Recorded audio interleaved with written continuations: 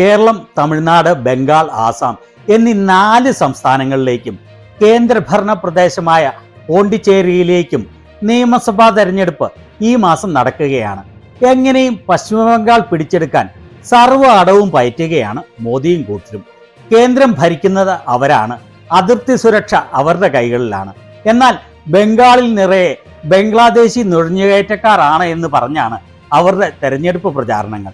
അതുപോലെ വലിയ തോതിൽ തൃണമൂൽ കോൺഗ്രസിന് വോട്ട് ചെയ്യുന്ന ആളുകളെ വോട്ടേഴ്സ് ലിസ്റ്റിൽ നിന്ന് യാതൊരു മടിയും കൂടാതെയാണ് നീക്കം ചെയ്തിരിക്കുന്നത്. അതുപോലെ തന്നെ ലക്ഷക്കണക്കിന് കള്ളവോട്ടുകളാണ് വോട്ടേഴ്സ് ലിസ്റ്റിൽ ഇലക്ഷൻ കമ്മീഷന്റെ ഒത്താശയോടെ കൂട്ടിച്ചേർത്തിരിക്കുന്നത് എന്ന് തൃണമൂൽ കോൺഗ്രസ് തെളിവുകളുടെ അടിസ്ഥാനത്തിൽ പുറത്തുവിട്ടിട്ടുണ്ട്. എന്നാൽ ഇവയൊന്നും ഇപ്രാവശ്യം ബംഗാളിൽ മതിയാവില്ല എന്നാണ് പുറത്തുവരുന്ന വിവരങ്ങൾ.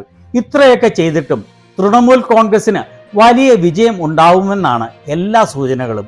തെരഞ്ഞെടുപ്പ് അടുത്തിരിക്കുന്ന ഈ സമയത്ത് ബംഗാളിലെ ഒരു വിദ്യാർത്ഥിയോട് ഒരു ലേഖകൻ ചോദിക്കുമ്പോൾ ആ കുട്ടി പറയുന്ന മറുപടി കേൾക്കേണ്ടതാണ്.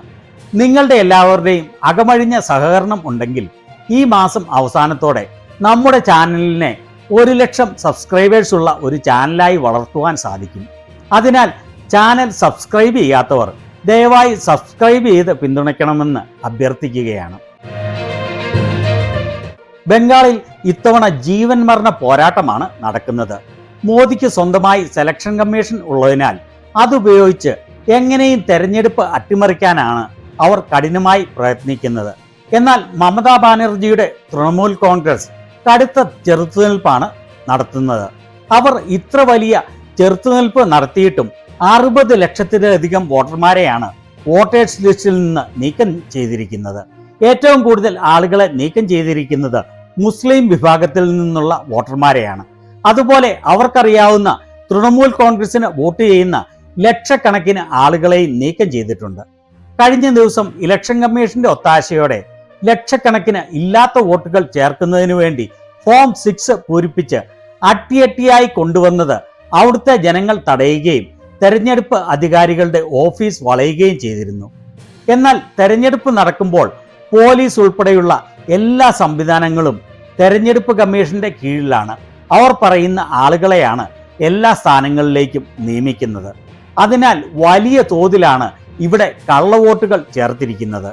മമതാ ബാനർജിക്ക് ഈ കാരണത്താൽ ഈ തെരഞ്ഞെടുപ്പ് ഒട്ടും എളുപ്പമല്ല എന്ന് നിസ്സംശയം പറയാം. പക്ഷേ ജനങ്ങളെല്ലാവരും മമതാ ബാനർജിക്ക് തൃണമൂൽ കോൺഗ്രസിന് ഒപ്പമാണ്. ഇവിടെ ഒരു വിദ്യാർത്ഥിയോട് ഒരു ലേഖകൻ തെരഞ്ഞെടുപ്പിനെ കുറിച്ച് ചോദിക്കുകയാണ്. ആ ലേഖകൻ ചോദിക്കുന്ന ചോദ്യങ്ങളും ആ വിദ്യാർത്ഥി പറയുന്ന മറുപടിയും കേൾക്കുമ്പോൾ ജനവികാരം ആർക്ക് അനുകൂലമാണ് എന്ന് പരിപൂർണമായി വ്യക്തമാവും. बताइए बंगाल में चुनाव होने लगा, आप वोट तो देते नहीं है, क्या लग रहा है आपके मम्मी पापा किधर वोट दे रहे हैं? പറയൂ, ബംഗാളിൽ തെരഞ്ഞെടുപ്പ് നടക്കുകയാണ്, നിങ്ങൾക്ക് വോട്ടില്ല, നിങ്ങൾക്ക് എന്താണ് തോന്നുന്നത്? അച്ഛനും അമ്മയും ആർക്കാണ് വോട്ട് ചെയ്യുന്നത്? टीएमसी को मोदी जी को पसंद नहीं करते हैं क्या? नहीं, क्यों? मोदी जी न वो डिप्लोमेसी में आगे बढ़ पाए, न देश को आगे ले जा पाए, कुछ भी तो आगे नहीं है, बस एक चीज में वो आगे है, बकवास करने में. TMCക്ക് എന്ന ആ വിദ്യാർത്ഥി തൃണമൂൽ കോൺഗ്രസിനോ മോദിയെ ഇഷ്ടമല്ലേ? ഇഷ്ടമല്ല. കാരണം എന്താണ്? മോദിക്ക് ഡിപ്ലോമസി എന്താണ് എന്ന് അറിയില്ല, രാജ്യത്തെ മുന്നോട്ട് നയിക്കുന്നില്ല, ഒരു കാര്യത്തിലും രാജ്യം മുൻപന്തിയിലല്ല, ഒരേ ഒരു കാര്യത്തിൽ മാത്രമാണ് മുൻപന്തിയിലുള്ളത്, വിഡ്ഢിത്തം കാണിക്കുന്നതിൽ. ഓർക്കണം, സ്കൂളിൽ അല്ലെങ്കിൽ കോളേജിൽ പഠിക്കുന്ന വോട്ട് ചെയ്യാൻ പ്രായമാകാത്ത ഈ കുട്ടിക്ക് പോലും മനസ്സിലായി മോദി വിഡ്ഢിത്തം മാത്രം പറയുന്ന ആളാണ്, വിഡ്ഢിത്തം മാത്രം പ്രവർത്തിക്കുന്ന ആളാണ്, ഒന്നിനും കൊള്ളുകയില്ലാത്ത ആളാണ് എന്ന്. ഇനി തുടർന്ന് കേൾക്കാം. बकवास के अलावा नीचे हुआ क्या है? हाँ, सिर्फ बकवास. വിഡ്ഢിത്തമല്ലാതെ എന്താണ് മോദിയിൽ നിന്ന് വന്നിട്ടുള്ളത്? വെറും വിഡ്ഢിത്തം മാത്രം. അവന് പരിപൂർണമായി കാര്യങ്ങൾ ബോധ്യമുണ്ട്. വെറും വിഡ്ഢിത്തം മാത്രമല്ലാതെ ഒന്നും മോദിയിൽ നിന്ന് വന്നിട്ടില്ല, വരികയില്ല എന്ന് കൃത്യമായി മനസ്സിലാക്കിയിരിക്കുന്നു. ഇവന്റെ 10-1 ബോധ്യം മന്ദഭക്തർക്ക് ഉണ്ടായിരുന്നെങ്കിൽ എന്ന് ആശിച്ചു പോവുകയാണ്. बस और वो हमारे है जयशंकर साहब सिर्फ लेजर लाइट, बस रियलिटी में बस उनका कुछ इम्पैक्ट है ही नहीं है. വിദേശകാര്യമന്ത്രി ജയശങ്കർ ലേസർ ലൈറ്റ് കണ്ണുള്ള ആളാണ് എന്ന് പറയുന്നു. എന്നാൽ വാസ്തവത്തിൽ അയാൾക്ക് യാതൊരു സ്വാധീനവുമില്ല. പരിപൂർണമായി ശരിയാണ്. ലോകത്തെ എല്ലാ രാജ്യങ്ങളുമായുള്ള ബന്ധം തകർന്നിരിക്കുകയാണ്. ഗ്യാസിന് രാജ്യത്ത് ഷോർട്ടേജ് ഉണ്ടാകാനുള്ള പ്രധാന കാരണം മോദിയുടെയും ജയശങ്കറുടെയും മോദി മന്ത്രിസഭ മുഴുവന്റെയും കഴിവില്ലായ്മയും അവർ വെറും ഭൂലോക വിട്ടികൾ ആണ് എന്നുള്ളതുമാണ്. മന്ദഭക്തരെ പോലെ തന്നെ തലയ്ക്കകത്ത് ആൾതാമസം ഇല്ലാത്തവർ. ഇനി തുടർന്ന് കേൾക്കാം. मोदी जी तो बोल रहे हैं कि बंगाल काफी नीचे जा चुका है, हम आएंगे तो इसको आसमान की बुलंदियों तक लेके जाएंगे। मोदी जी के राज में एक ही चीज खोज हुआ है, फादरलैंड का। മോദി പറയുന്നത് ബംഗാൾ വളരെ താഴേക്ക് പോവുകയാണ്, വികസനം ഉണ്ടാവണമെങ്കിൽ അവരെ തെരഞ്ഞെടുക്കണം എന്നാണ്. മോദിയുടെ ഭരണത്തിൽ ഒരേ ഒരു കാര്യം മാത്രമാണ് ഉണ്ടായിരിക്കുന്നത്, ഫാദർലാൻഡ്. മോദി ഇറാൻ യുദ്ധം തുടങ്ങുന്നതിന് മുൻപ്, ഇസ്രായേൽ ഇറാനെ ആക്രമിക്കുന്നതിന് 2 ദിവസം മുൻപ് ഇസ്രായേലിൽ ചെന്ന് ഇസ്രായേൽ ഫാദർലാൻഡ് ആണ് എന്ന് പറഞ്ഞതിനെയാണ് ഈ വിദ്യാർത്ഥി കളിയാക്കുന്നത്. Israel is their fatherland and India their motherland. എല്ലാ കാര്യങ്ങളെക്കുറിച്ചും അവന് പൂർണ്ണമായ അവബോധമുണ്ട് എന്ന് വളരെ വ്യക്തം. उसके अलावा कुछ और चीज कुछ मिला क्या है? ये फादरलैंड क्या होता है? फादरलैंड मोदी जी को पता है ना, फादरलैंड अभी जो बना के आए नए फादर, उसके अलावा और कहाँ कुछ मिल पाया उनके राज्य में? ഇനി തുടർന്ന് പറയുകയാണ്, അതല്ലാതെ മറ്റൊന്നും ലഭിച്ചിട്ടില്ല. അപ്പോൾ ലേഖകൻ ചോദിക്കുകയാണ്, ഈ ഫാദർലാൻഡ് എന്താണ്? അത് എന്താണെന്ന് മോദിക്കല്ലേ അറിയാവുന്നത്? ഇപ്പോൾ പുതുതായി ഒരു ഫാദർലാൻഡ്, പുതിയൊരു തന്ത സംഘികൾക്ക് ഉണ്ടായിരിക്കുകയാണല്ലോ. അതല്ലാതെ ഇവിടെ എന്താണ് അയാളുടെ ഭരണത്തിൽ ലഭിച്ചത്? अच्छा, आपके घर में खाना तो गैस सिलेंडर से ही बनता होगा? हाँ, गैस सिलेंडर मिल तो ये भी तो मोदी जी की कमी की वजह से नहीं हुआ, दोस्त को छोड़ के नए जो बाप बनाया उसी की वजह से। ഓക്കെ, നിങ്ങളുടെ വീട്ടിൽ ഭക്ഷണം ഗ്യാസ് സിലിണ്ടറിലല്ലേ ഉണ്ടാക്കുന്നത്? അതെ എന്ന് കുട്ടി. ഗ്യാസ് സിലിണ്ടർ ലഭിക്കുന്നുണ്ടോ? ഇല്ല. മോദിയുടെ കഴിവില്ലായ്മ കൊണ്ടാണ് ഗ്യാസിന് ഷോർട്ടേജ് ഉണ്ടായിരിക്കുന്നത്. സ്വന്തം സുഹൃത്തിനെ ഉപേക്ഷിച്ച് പുതിയ തന്തയെ ഉണ്ടാക്കി. എത്ര കൃത്യമായാണ് കാര്യങ്ങൾ അവൻ മനസ്സിലാക്കിയിരിക്കുന്നത് എന്ന് ഓർക്കണം.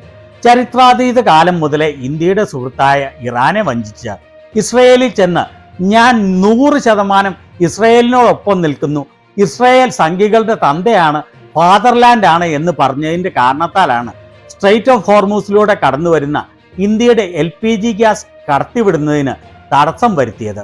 नया बाप मतलब फादरलैंड जो आके एक मेडल जो मेडल मिला था मोदी जी को, वो मेडल भी पहली बार इजराइल बनाया, वो भी सिर्फ मोदी जी के लिए।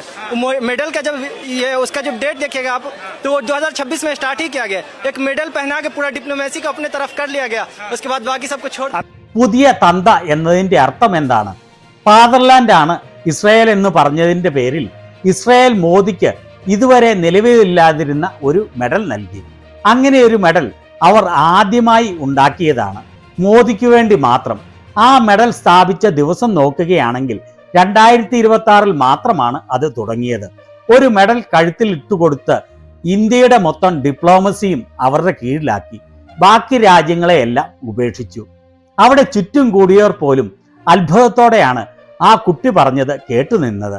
ഇത്ര കൃത്യമായി, ഇത്ര അപ്ഡേറ്റഡ് ആയി കാര്യങ്ങൾ അറിയാവുന്നവർ വളരെ ചുരുക്കമാണ് എന്ന് പറയാതെ വയ്യ. അവൻ പറഞ്ഞത് 100% ശരിയാണ്. മോദിക്ക് കൊടുത്ത സ്പീക്കർ ഓഫ് കനാസറ്റ് എന്ന മെഡൽ നിലവിൽ ഇല്ലാത്തതായിരുന്നു. ഇനി ഒരിക്കലും അങ്ങനെയൊരു മെഡൽ ആർക്കും കൊടുക്കുകയുമില്ല. വിഡ്ഢിയായ മോദിയെ വിഡ്ഢിവേഷം കെട്ടിക്കുന്നതിന് വേണ്ടി ഒരു മെഡൽ തട്ടിക്കൂട്ടി കഴുത്തിൽ അണിയിച്ചു കൊടുത്തു. അതിൽ അതീവ പുളകിതനായി മോദി രാജ്യത്തെ ഇസ്രയേലിന് മുൻപിൽ അടിയറ വെച്ചു. ഏതായാലും രാജ്യത്തെ ജൻ സിക്ക് വളരെയേറെ അറിവും കാര്യഗൗരവവും വിവേകവും വന്നിരിക്കുകയാണ് എന്ന് ഇത് വ്യക്തമായി തെളിയിക്കുകയാണ്. ഇതുപോലെ കാര്യങ്ങൾ മനസ്സിലാക്കാൻ രാജ്യത്തെ മന്ദഭക്തർ തയ്യാറായെങ്കിൽ രാജ്യത്തിന് ഒരു ചെറിയ പ്രതീക്ഷയെങ്കിലും ഉണ്ടാവും. എന്നാൽ അവരിൽ 95% പേരും അതിന് തയ്യാറാവുകയില്ല. കാരണം വിവരവും വിവേകവും ഉണ്ടാകണമെങ്കിൽ ഒരു കുന്നിക്കുരുവിന്റെ അത്രയെങ്കിലും വലിപ്പമുള്ള തലച്ചോറെങ്കിലും വേണമല്ലോ. ഇതിനെക്കുറിച്ച് നിങ്ങളുടെ അഭിപ്രായം എന്താണ്?